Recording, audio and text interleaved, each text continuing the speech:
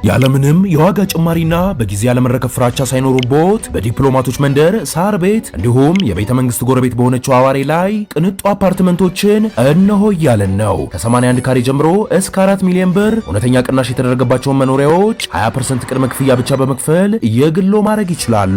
ለበለጠ መረጃ ከታች ባለው ስልክ ይደውሉ። ቴምር ሪል ስቴት።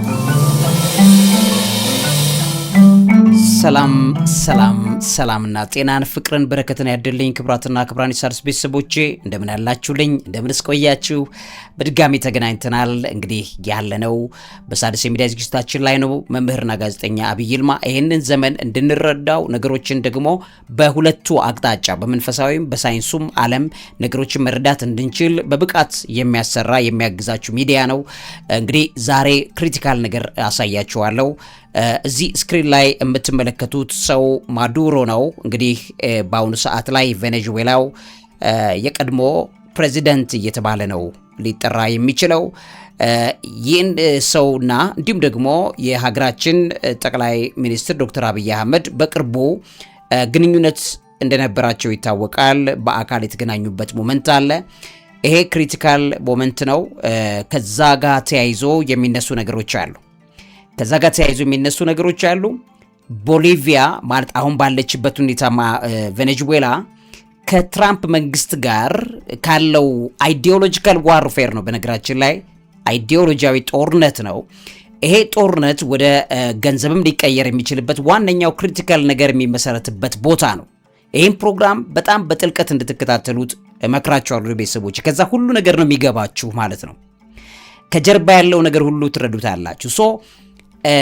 የእነዚህ ሁለት ሀገራት መሪዎች በተገናኙበት ሰዓት ላይ በቅርቡን የተገናኙት ይሄን እንግዲህ በራሳቸው ሚዲያ ላይ እዚህ ጋር እንደምታዩት ፕሬዚዳንት ማዱሮ met with the prime minister of Ethiopia and called for deepening bilateral relationship የሚል ዜና ነው። ይሄ የራሳቸው የቦሊቪያ የቬኔዙዌላ ሚዲያ ነው። ይህንን መሰረት አድርጎ የዚህ ጉዳይ መነሻውም ይህንን ነገር ከተደረገ በኋላ በሁለቱ ሀገራት መንግስታት መካከል የተደረጉ ስምምነቶች አሉ። ከዛ በኋላ ማለት ነው። እነዚህ ክሪቲካል ዶክመንቶች ናቸው። ስለዚህ እነዚህ ስምምነቶች አሁን ይቋረጣሉ ወይስ አይቋረጡም? ክሪቲካል ነገሮች ናቸው። እሱ ብቻ አይደለም። ስምምነቶቹ ወይም ደግሞ በሁለቱም ሀገራት መካከል የተደረገው ስምምነት አሁን ፕሬዚዳንት ትራምፕ የሚበሳጩበት ጉዳይ ነው። ፕሬዚዳንት ትራምፕ የሚበሳጩበት ጉዳይ ነው። እሳቸው ብቻ አይደሉም፣ ምዕራባውያኑም ጭምር በቬኔዙዌላ ላይና በዛ አካባቢ ላይ ያላቸው ንቅናቄ መሰረት የሚያደርግበት ርዕዮተ ዓለም ነው፣ አይዲዮሎጂ ነው። ያንን አይዲዮሎጂ ወደ ኢትዮጵያ ሲስተም ለማስገባት ወደ ኢትዮጵያ የትምህርት ካሪኩለም ስርዓት ለማስገባት የተደረገ ስምምነት አለ። ያ ነገር ይቀጥላል ወይስ አይቀጥልም? አንደኛው እሱ ነው። ሌላኛው ደግሞ እንግዲህ በጣም ግልጽ የሆነው ነገር ነው መነግራችሁ። ይሄ አሁን ፕሬዚዳንት ትራምፕ በቬኔዙዌላ ፕሬዚደንት ላይ ያደረጉት ነገር 90 ዓመት ወደ ኋላ ታሪኩ ይወስደናል። አጼ ኃይለ ሥላሴ ጊዜ ላይ ይወስደናል። the same story በተመሳሳይ ሁኔታ አሁንም እዚህ ጋር ሆኗል። ቬኔዙዌላ ያላት ንቅናቄ ወይም አስተሳሰቦች መሰረት የሚያደርገው አንታይ ኢምፔሪያሊስቶች ንቅናቄ ላይ ነው መሰረት የሚያደርገው። ጸረ ኢምፔሪያሊዝም ላይ ነው። አሁን ደግሞ ፕሬዚዳንት ትራምፕ እያደረጉ ያሉት ኢምፔሪያሊስት የሆነ ንቅናቄ ዳግም የተወለደበት ቶታሊቴሪያን እንደገና ኦቶሪቴሪያን አገዛዝ ተመልሶ ዓለም ላይ ያቆጠቆጠበት ጊዜ ላይ ነው ያለን።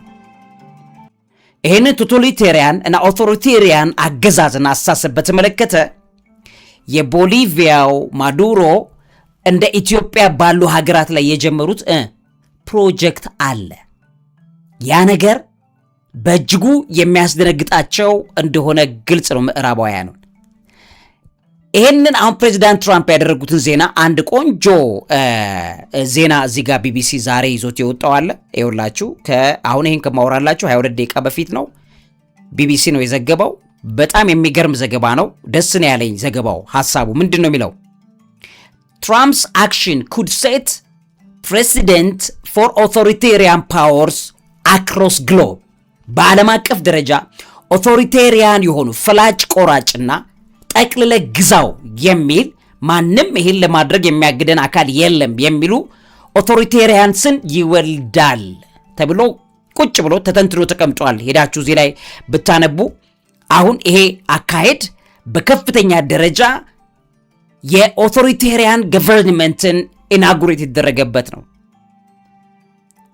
ይሄ ነገር ደግሞ የቬኔዙዌላው ማዱሮ በኢትዮጵያ ውስጥም እንዲሰራ ፈልገውት የነበረ አስተሳሰብ አለ። ቬኔዙዌላ የተመሰረተችበት አስተሳሰብ ጦርነቱ ከትራምፕ ጋር ያለው ጦርነት በዚህ ርዕዮተ ዓለም ላይ መሰረት ያደርጋል።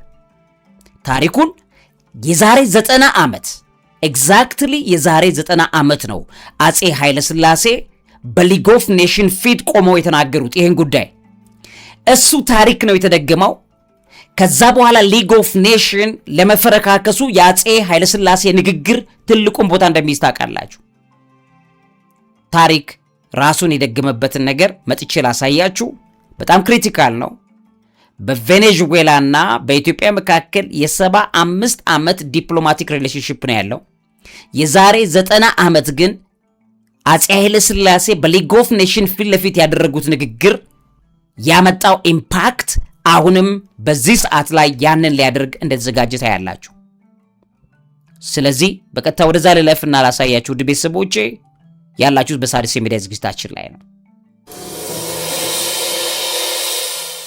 እንግዲህ ውድ ቤተሰቦቼ ይሄ ዶክመንት እዚህ ስክሪን ላይ የምትመለከቱት ሴኩሪቲ ዋይዝ የሚል ነው። እንግዲህ እዚህ ቦታ ላይ ጂኦ ስትራቴጂክ ሚሊተሪ ኤንድ ፎሬን ፖሊሲ ላይ መሰረት ተደርገው የሚሰሩ ትንተናዎች ናቸው። ዛሬ ይዞት በወጣው ዘገባ ላይ ትራምፕ ማዱሮ the end of UN በሚል አጼ ኃይለ ሥላሴን እንዲያስቀምጣቸዋል። አጼ ኃይለ ሥላሴን ያስቀምጣቸዋል። እንግዲህ ይሄ ዶክመንት እንደሚያሳየው በግልጽም እንደሚናገረው አጼ ኃይለ ሥላሴ ይሄንን የሊግ ኦፍ ኔሽን ንግግር ያደረጉበት ጊዜን ወደ ኋላ የዛሬ 90 ዓመት ይዞት ይሄዳል። አጼ ኃይለ ሥላሴ እንደምታውቁት የዛሬ 90 ዓመት ሊግ ኦፍ ኔሽን ስፒች በጣም ወሳኝ የተባለ ንግግር አድርገው ነበረ። ያም የሆነበት ዋነኛው ምክንያት ቤኒቶ ሙሶሎኒ እንግዲህ በጣም ጨካኝ የተባለ ኦቶሪቴሪያን ወይም ቶታሊቴሪያን አሰራሩን መሰረት አድርጎ በኢትዮጵያ ግዛት ላይ ያለ ግዛቱ ገብቶ የፋሺስት ኢጣሊያ ብሩታል አታክ በኢትዮጵያ ላይ እንደፈጸመ ይታወቃል። ይሄም እንግዲህ በመርዛማ ጋዞች እንደገናም ደግሞ ዘመናዊ የሚባሉ ዌፐነሪ ተጠቅሞ ነው በኢትዮጵያ ላይ በጣም አደገኛ ጥቃት ፈጽሞ የነበረው። ይሄም የኢምፔሪየሩን ወይም ንጉሱን ወደ ሊግ ኦፍ ኔሽን ክስ ለማቅረብ ኤግዛይል አድርገው በስደት እንደሄዱ ይታወቃል።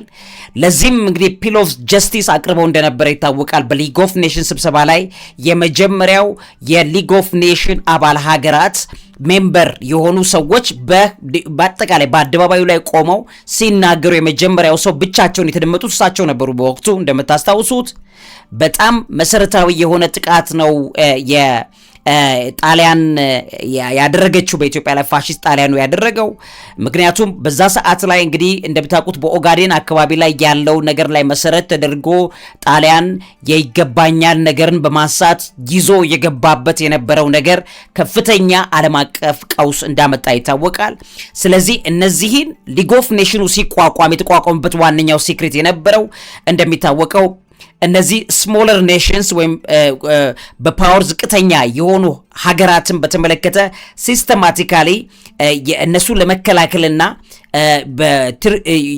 የተፈራረሙት የነበሩ ትሪቲስ ነበሩ። እነዛን ትሪቲስ መሰረት ተደርጎ እንደነዚህ ሀገራት ላይ የሚደረጉ ጫናዎችን ለመቀልበስ የተቋቋመ ነው ሊግ ኦፍ ኔሽን። ስለዚህ አፄ ኃይለ ሥላሴ ግልጽ የሆነ ንግግር በዛ ሰዓት ላይ አድርገዋል። ይሄ አግሬሽን የነበረበት ዴዝ ዲሊንግ ሬን ብለው ነው እሳቸው ያቀረቡት። ኬሚካል ዌፐን ነው የተጠቀሙት የነበሩ ጣሊያኖቹ በዛ ሰዓት ላይ። ስለዚህ ዓለም አቀፍ ፕሮሚስ ነበረ። ያ ፕሮሚስ ተንደዋል ብለው አፄ ኃይለ ሥላሴ ዲናውንስ አድርገዋል፣ በአጠቃላይ በመድረክ ላይ ማለት ነው። በዚህ በአፄ ኃይለ ሥላሴ ንግግር ላይ አንድ የሚታወቅ በጣም ጠንካራ ቃል አለ። what reply shall I have to take back to my people? ስለዚህ ለህዝቤ ምን መልስ ይዤላቸው ልሂድ? ሊግ ኦፍ ኔሽን አባል ነን ተብለን የምንታወቅ ሰዎች ላይ እንደዚህ አይነት ሀገራት አግሬሽን እየፈጸሙብን ማለት ኦቶሪቴሪያን የሆነ ልክ አሁን ትራምፕ እንዳደረገው ዘሎ በሰው ሀገር ላይ ገብቶ መንግስት ለመቀየር ሌሎቹንም ነገሮች ለማድረግ ማንም አይመለከተኝም የሚል የፋሺስቶችን አሰራር ደግሞ ኢምፔሪያሊዝምን ደግሞ ይዞ የመጣበት ነው ፕሬዚዳንት ትራምፕ። በተመሳሳይ ሁኔታ ይሄንን ነገር አድርጓል በወቅቱ የጣሊያን ፋሺስት። ስለዚህ እሳቸው ለሀገሬ ህዝብ ምን መልስ ይዤ እንደሚሄድ ንገሩኝ ያሉበት ንግግራቸው በጣም ተጽዕኖ እንደፈጠረ ይታወቃል። በዛም የተነሳ ኢምፓክት ፈጥሯል ንግግራቸው። the speech delivered with quite dignity against the backdrop of fascist hecklers በሚል ይታወቃል። ስለዚህ አንታይ ፋሺስት ሲምቦሎችን በዓለም ላይ እንዲርገበገቡ አንደኛው ዓለም ጦርነት በኋላ ነው የሆነው እንደምታውቁት። ስለዚህ ይሄ ነገር የአፄ ኃይለ ሥላሴ ንግግር it cemented ኃይለ ሥላሴ's legacy as a powerful dignified voice for the oppressed and a pioneer of internationalism influencing latter movement and the formation of the United Nation ብሎ ይቀመጣል። ዩናይትድ ኔሽን እንዲቋቋም ያደረገው የአንደኛውም የአፄ ኃይለ ሥላሴ ያኛው ንግግር ነበረ። በዛ ሰዓት ላይ የነበረው ነገር ምንድነው? ጸረ ፋሺስት ንግግር ነው ያደረጉት። በወቅቱ ዓለም አቀፍ ኢንተርናሽናሊዝም እንዲያቆጠቁጥ ተደርጓል። እሱ ብቻ አይደለም የዩናይትድ ኔሽንስ እንዲቋቋም የተደረገው ከዛ በኋላ ነው። ሊግ ኦፍ ኔሽን እንደምታውቁት በ1920 ነበር የተቋቋመው በአንደኛው ዓለም ጦርነት በኋላ እንግዲህ በጄኔቫ ስዊዘርላንድ ነበር የተቋቋመው። ከዛም በኋላ ኦፊሻሊ ዲስባንድድ የሆነው በ1946 ነው። ከዛም በኋላ ዩናይትድ ኔሽንስ ነው የተቋቋመው። ለነዚህ መቋቋም መንስኤ የነበረው ነገር አንደኛው ምንድነው? እዚህ መረጃ ላይ ማየት ይችላላችሁ። the league of nation officially disbanded በ1946 ዲስባንድድ እንደሆነና ከዛ ጋር ተያይዞ የሚነሳው በተለይ የኢትዮጵያ እዚህ ጋር ማየት ይችላላችሁ primarily because its failure to prevent የሁለተኛው ዓለም ጦርነት ማስቀረት አልቻለም ነበር ሊግ ኦፍ ኔሽን። ከዛም በኋላ various acts of aggression leading up to it such as the Italian invasion of Ethiopia Abyssinia in 1935 በ1935 የጣሊያኖቹ ኢትዮጵያን ዘለው የመጡበት ምክንያቱም ከዛ የቅኝ ግዛት ዘመን አይደለም ያ ዘመን ማለት ነው። አስቡት እየቀዘቀዘ የነበረበት ዘመን ላይ አሁን ጣሊያን አድርጎት የነበረው ነገር ምንድነው? ልክ አሁን ትራምፕ እንዳደረገው አይነት ነገር ነው ያደረጉት የነበረው። ስለዚህ በዛ ሰዓት ላይ ይሄ በመሆኑ የተነሳ እንግዲህ በጣም በከፍተኛ ሁኔታ ፋታሊ ዳሜጂንግ ኢስ ክሬዲቢሊቲ የሊግ ኦፍ ኔሽኑን ክሬዲቢሊቲ አፄ ኃይለ ሥላሴ ናቸው ሜዳ ላይ ያዋርዱት ማለት ነው። በዛም የተነሳ እንግዲህ ይሄ በኤፕሪል 1946 ዲስባንድድ ወይ ዲሶልቭድ ሆነ። ከዛም በኋላ በዩናይትድ ኔሽንስ ተቋቋሙ። ከዛ በኋላ አሁን ይሄ ታሪክ ልክ ኤግዛክትሊ 90 ዓመት ሆነው ማለት ነው። በ1936 ያሆነ የእሳቸው ንግግር በ1946 ዲዞልቭድ ሆነ። ከ10 ዓመታት በኋላ የዛሬ 80 ዓመት ከዛ በኋላ የዛሬ 90 ዓመት እሳቸው ያ ንግግር አደረጉ። የዛሬ 80 ዓመት ፈረሰ። አሁን ከ80 ዓመት በኋላ እንደገና ታሪክ ራሱን ደግመ። ዩናይትድ ኔሽንስ በቬኔዙዌላው ምክንያት አቅሙን አጥቶ እየተንኮታከተ ለመሆኑ ማሳያው ይሄ ሆኗል። ከዚህ በኋላ ያለው የኦቶሪቴሪያን የቶታሊቴሪያን የጠቅልለ ግዛው እና ኦቶሪቴሪያን ገቨርንመንት የሉሲፈር አጋንንታዊ መንግስት ዓለም ላይ የሚያቆጠቁጡበት ጊዜ ሊጀመር መሆኑን ይሄ አደገኛ ነገር ነው ውድ ቤተሰቦቼ። ለዚህ ነው ይሄ ቢቢሲ ዝገባ እዚህ ጋር እንደሚያሳየው በግልጽ ትራምፕስ አክሽን ኩድ ሴት ፕሬሲደንት ፎር ኦቶሪቴሪያን ፓወርስ አክሮስ ዘ ግሎብ። ስለዚህ ከዚህ በኋላ አሁን ቻይና ትሄድና ማንም አይመለከተው ታይዋንን አፍናት ይዛለች። ኢትዮጵያ ትሄድና ኤርትራን አፍናት ይዛለች። ሶማሊያ ትመጣና ሶማሌላንድን ይዛ መቀመጥ ትችላለች። ይሄ ማንም ሰው ሊከለክል የማይችልበት ነገር ሊፈጠር መሆኑ በግልጽ የሚያሳይ ነው። ፕሬዚዳንት ትራምፕ ደግሞ አሁን በዚህ አያቆሙም፣ ይቀጥላሉ። ስለዚህ አሁን ነጥቡ ላሳያቸው የፈለኩት ነጥብ ይሄንን ርዕዮተ ዓለም ማለትም የአንታይ ፋሺዝም ማለት የጸረ ኢምፔሪያሊስቶች ኦቶሪቴሪያኖች የነዚህን ንቅናቄ አፄ ኃይለ ሥላሴ በዓለም ላይ ዲክሌር ካደረጉ ከዓመታት በኋላ በቦሊቪያ የተወለደ በጣም መሰረታዊ አሳሰብ እንደነበረ ታያላችሁ። ያም አስተሳሰብ መሰረት ያደረገውና ያቆጠቆጠው በሲሞን ቦሊቫር በሚባል ሰው ነው። ሲሞን ቦሊቫር the liberator of Latin America የሚባል ነው። ላቲን አሜሪካዎችን ነፃ ያወጣ የነበረ በ1783 የተወለደ ቬኔዙዌላዊ ሰው ነበረ። ይሄ የምትመለከቱት ሰው በጣም ተጽዕኖ ፈጣሪ ነው። የዚህ ሰው አስተሳሰብ ቦሊቫር የሚለውን አሁን በዘመናዊ ዓለም ላይ ቬኔዙዌላ ስትጠራ የምትጠራው ስም ሆነ ማለት ነው።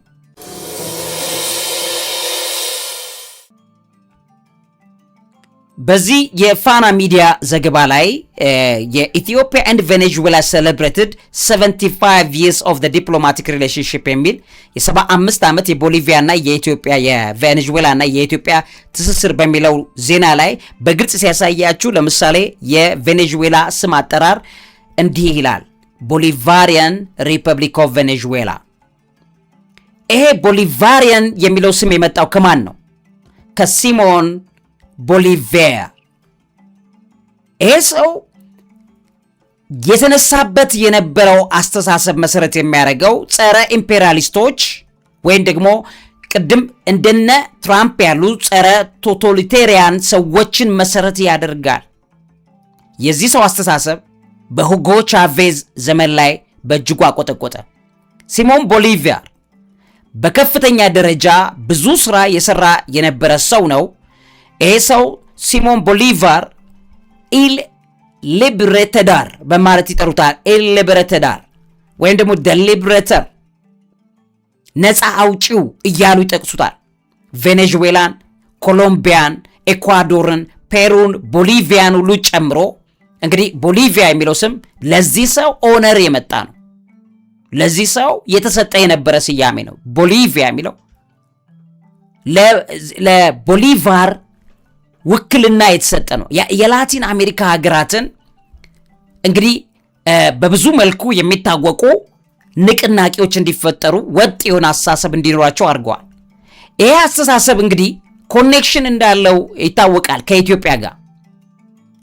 ይሄ እንግዲህ የሲሞን ቦሊቫር እና ኢትዮጵያን ሲምቦሊክ ዲፕሎማቲክ የነበረ ነገር መሰረት የሚያደርገው በ1956 ዓመተ ምህረት ነው።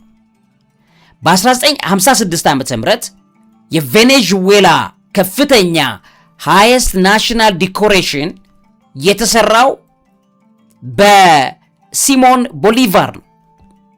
ኮላር ኦርደን ሊብሬተዶር ሲሞን ቦሊቫር በሲሞን ቦሊቫር አማካኝነት ለአጼ ኃይለ ሥላሴ ይሄ ክብር ሜዳሊያ ቬኔዙዌላ ሰጠቻቸው። ለመጀመሪያ ጊዜ ነው ከሌሎች ዓለማት ላይ በዚህ ሰው ስም ሲሞን ቦሊቫር በዚህ ሰው መጠሪያ የተሰራ ከፍተኛ ኮንፈርድ የሆነ ሃይስት ናሽናል ዲኮሬሽን የተሰጠው ለአፄ ኃይለ ሥላሴ ነው። ለምን? የዚህ አስተሳሰብ በአፍሪካና መሰል ንቅናቄዎች ላይ እንዲገባ የቬኔዙዌላ ሰዎች የሰሩት ነገር ነው።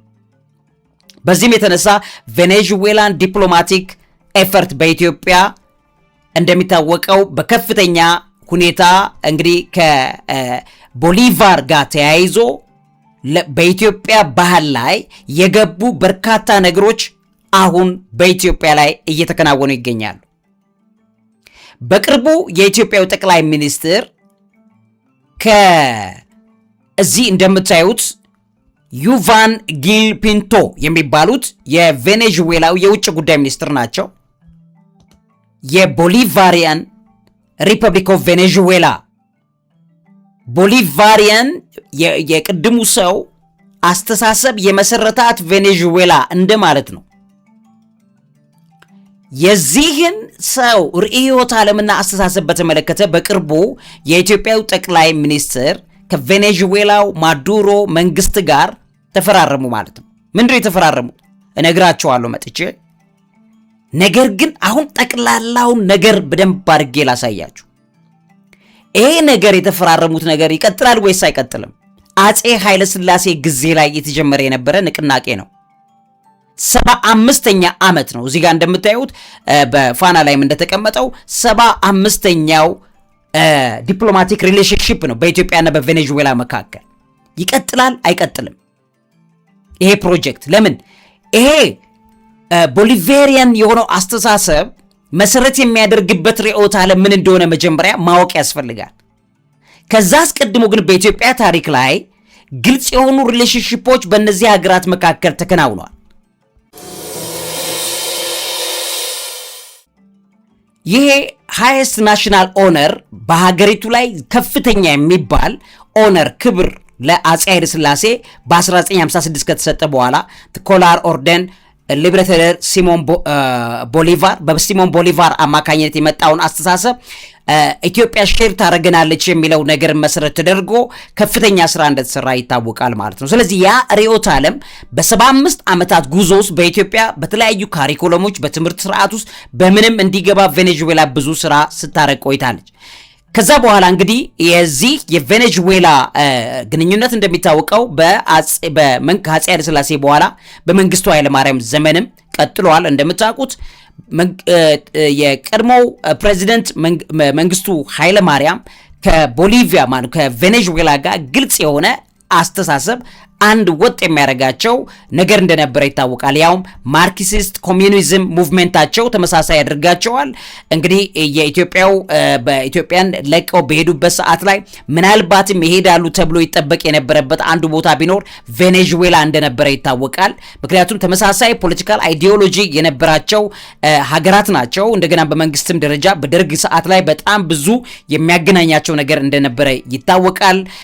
እንደሚታወቀው በቬኔዙዌላ የነበሩት ካርሎስ አንድሬስ ፔሬዝ የሚባሉት እስከ ሉዊስ ሃሬራ ካምፔንስ እንደገናም ደግሞ በተለይ መንግስቱ ኃይለማርያም ኢትዮጵያን ለቀው በሚሄዱበት ሰዓት ካርሎስ አንድሬስ ፔሬዝ ስልጣን ላይ የነበሩበት ሰዓት ነው። ሁለተኛ ተርም ተመርጠው ማለት ነው።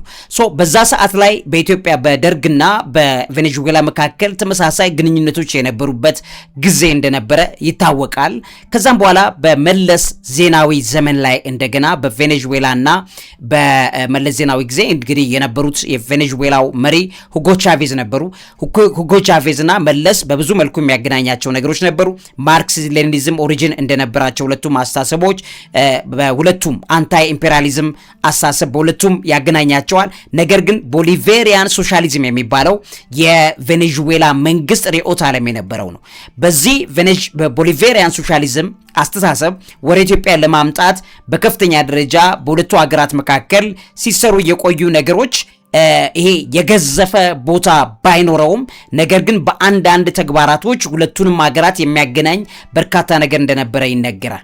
እንግዲህ እንደሚታወቀው መለስ ዜናዊና ሁጎ ቻቬዝ በዛ ሰዓት ላይ እንግዲህ የነበሩ ተመሳሳይ አቋማቸው የነበረ ነው። ነገር ግን የሁጎ ቻቬዝና መለስ የተላቀቁበት አንድ ነገር እዚህ ጋር በግልጽ የሚታየው ነገር ቢኖር መለስ ዜናዊ በወቅቱ ኢንጌጅመንቱ የነበረው ፕራይቬታይዜሽን ሊበራላይዜሽን ኢኮኖሚካል ሊበራላይዜሽን ላይ ነበር። ያ ነገር ደግሞ ከምዕራባውያን ወደድ ፖለቲካዊ አስተሳሰብ ጋር ያቀራርባቸው ነበር።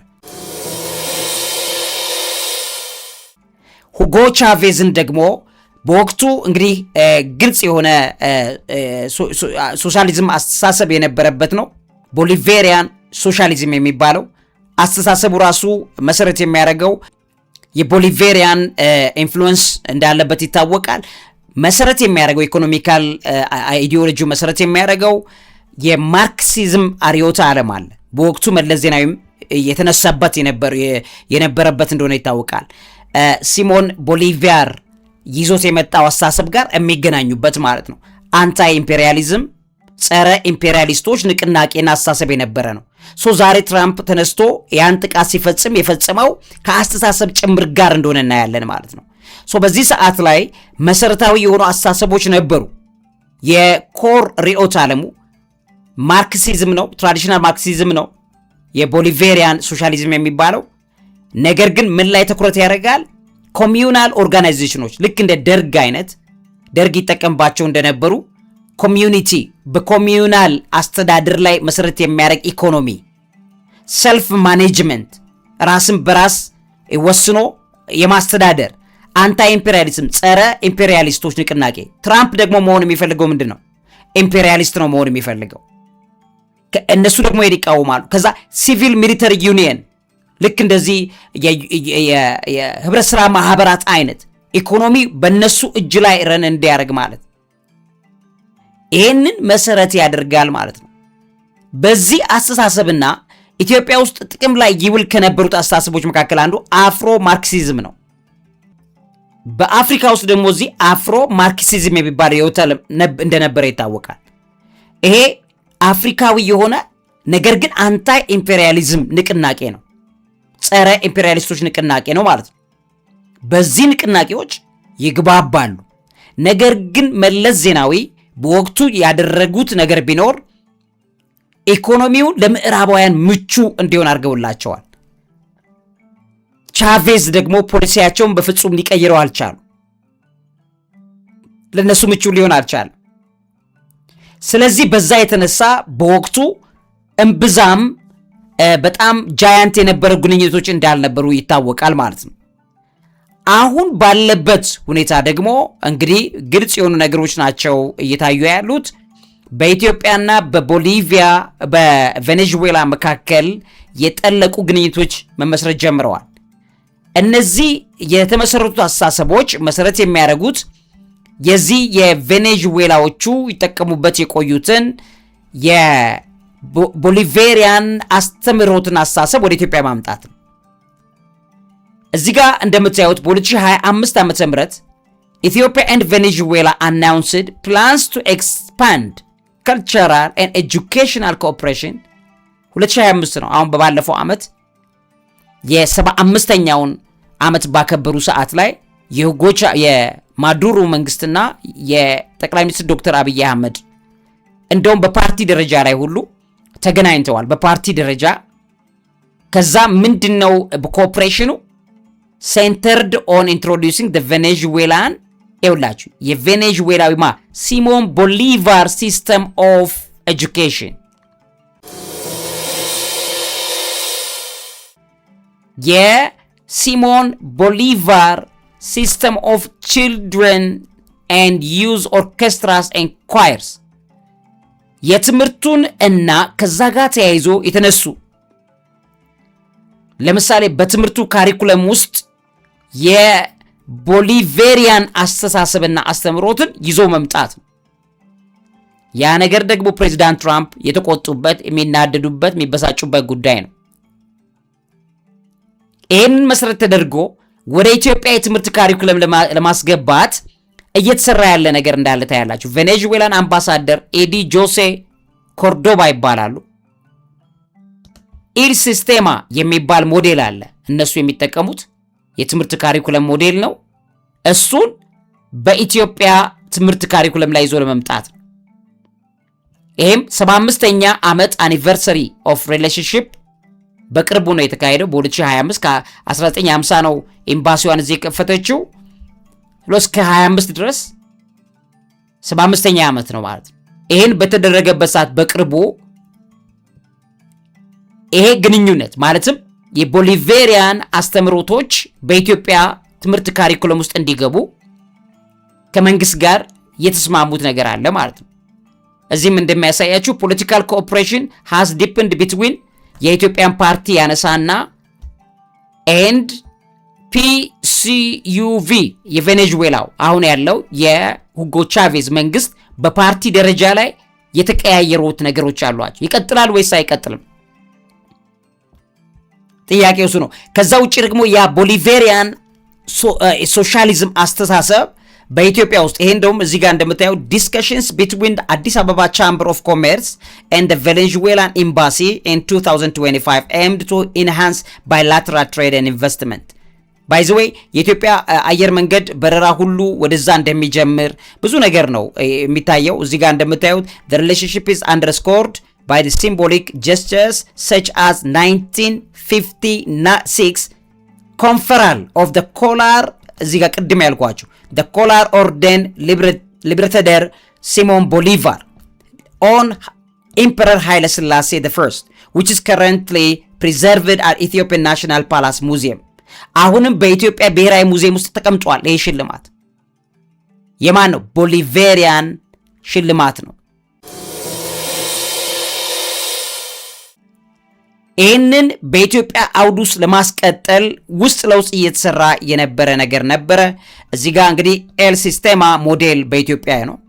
ኤል ሲስተማ ሞዴል በኢትዮጵያ ሶሻል ኢንቴግሬሽን አለው፣ ማህበራዊ ኢንቴግሬሽን አለው። ስፔሻሊ ፕሮቫይዲንግ ኦፖርቹኒቲ ፎር ቺልድረን ፍሮም ቨልነረብል ኦር ሎ ኢንካም ባክግራውንድስ። እንደገና ደግሞ ሂውማን ካፒታል ዲቨሎፕመንት እዚህ ውስጥ ተካተዋል። በኤጁኬሽን ላይ ትሬኒንግ ላይ ኦፈሪንግ ፕሮፌሽናል ትሬኒንግ ዳት አላይንስ ዊዝ ሞደርን ኤጁኬሽናል ኒድስ ፒስ ኤንድ ዩኒቲ ዩቲላይዚንግ ኢንሰምብል ቤዝድ ለርኒንግ ቱ ፕሮሞት ዲሲፕሊን ኤንድ ቲምወርክ። ይህንን ኤል ሲስተማ ሞዴልን ወደ ኢትዮጵያ ለማምጣት የተጀመረ ፕሮጀክት ነበረ። ማዱሮ ሲያዙ ማለት ነው። ይቀጥላል ወይስ ደግሞ ይቋረጣል? ለወደፊት የምናየው ይሆናል። ውድ ቤተሰቦቼ ዞሮ ዞሮ ግን ባለፉት 90 ዓመታት በዲፕሎማቲክ ሪሌሽንሺፕ ግን 75 ዓመታት በኢትዮጵያና በቬኔዙዌላ መካከል ያለው የመንግስታቱ የመሪዎች ግንኙነት በከፍተኛ ደረጃ ልዩነቶችን ያመጣበት ነገር እንደነበረው በግልጽ ይታያል ማለት ነው። እንግዲህ እነዚህን ነገሮች ወደ ኋላ ሄዶ በማስታወስ ነገሮችን ኢንቲግሬትድ አድርጎ ማሰብ እንዲቻል ያለውን ነገር በዚህ ፕሮግራሜ ላይ ላሳያችሁ ብዬ ነው። ክቡራትና ክቡራን የሣድስ ቤተሰቦቼ በእርግጠኝነት ከዚህ ፕሮግራም ላይ በጣም በርካታ መረጃዎችን አግኝታችኋል። እንግዲህ ይሄ የምታዩት ዜናም የሚያሳየው ያ ነው። ፕሬዚዳንት ማዱሮ ሜት with the Prime Minister of Ethiopia and called for deepening bilateral relationships. President Nicolas Maduro held a meeting with Prime Minister of the Federal Democratic Republic of Ethiopia, Abiy Ahmed Ali, during his visit to Kazan. በሩሲያ ነው የተገናኙት በብሪክስ ሰሚት የባለፈው ሰሚት ላይ ማለት ነው። ምንድነው የተነጋገሩት? We are dealing with the issue that serve as leverage and will guarantee as well-being and shared development and the constitution of the new world and peace for the people. ይሄንን ነው እንግዲህ በሁለቱ ሀገራት መካከል ያለው ግንኙነት እንግዲህ ሳውዝ ቱ ሳውዝ የሚባል ግንኙነት አለ። እንግዲህ ይሄ ግልጽ የሆነ ነገር ነው የምታዩት። ደቡብ ለደቡብ የሚባል ግንኙነቶች በሁለቱ መንግስታት መካከል ታያላችሁ። ከዛ ውጪ እንግዲህ በአፄ ኃይለ ሥላሴ ጀምሮ እስካሁን ድረስ ያለ የተደበቀው ሀገር ውስጥ ለውስጥ እየሄደ ያለ የቦሊቬሪያን አስተምሮትና አስተሳሰብ አሁን ባለበት ሁኔታ ላይ ወደ ትምህርት ካሪኩለም ለመግባት ለመክተት በሚባል ሰዓት ላይ ነው ማዱሮ የሄዱት። ስለዚህ ትራምፕ ደግሞ ያላቸው ጦርነት ከዚህ አስተሳሰብ ጋር ነው። ጸረ ኢምፔሪያሊስት የሆነ አስተሳሰብ ነው እቺ ሀገር ልትበትን ያለችው በሚል ስጋት ላይ ነበራቸው። ስለዚህ ያንን አስተሳሰብ በመቀየር ይሄ አሁን ያለው የዓለም የኢኮኖሚ ስርዓት የካፒታሊስቱ ስርዓት ባለበት ሁኔታ ላይ መቀጠል የሚችልበት ነገር ግን አንታይ ኢምፔሪያሊስቶች የሆነውን አስተሳሰብ በመምታት ራሳቸው ትራምፕ ግን ኢምፔሪያሊስት ሆነው እንደገና ዳግም የመቀስቀስ ፋሺስት የሆነውን ነገር ዳግም የመቀስቀስ ነገር የዓለማችን የኦቶሪቴሪያን መንግስቶች የማቆጥቆጥ በር ከፋች ነገር ግን የተመረቀበት ጊዜ መሆኑን እንድታስታውሱ ፈልጋለሁ። ለዚህ አእምሮ ምግብ አዘጋጅና አቅራቢ መምህርና ጋዜጠኛ አብይ ይልማ። እውቀት ታላቁ እግዚአብሔርን ታከብራለች። ያለምንም የዋጋ ጭማሪና በጊዜ ያለመረከብ ፍራቻ ሳይኖሩቦት በዲፕሎማቶች መንደር ሳር ቤት እንዲሁም የቤተ መንግስት ጎረቤት በሆነችው አዋሬ ላይ ቅንጡ አፓርትመንቶችን እነሆ እያለን ነው። ከ81 ካሬ ጀምሮ እስከ 4 ሚሊዮን ብር እውነተኛ ቅናሽ የተደረገባቸውን መኖሪያዎች 20% ቅድመ ክፍያ ብቻ በመክፈል የግሎ ማድረግ ይችላሉ። ለበለጠ መረጃ ከታች ባለው ስልክ ይደውሉ። ቴምር ሪል ስቴት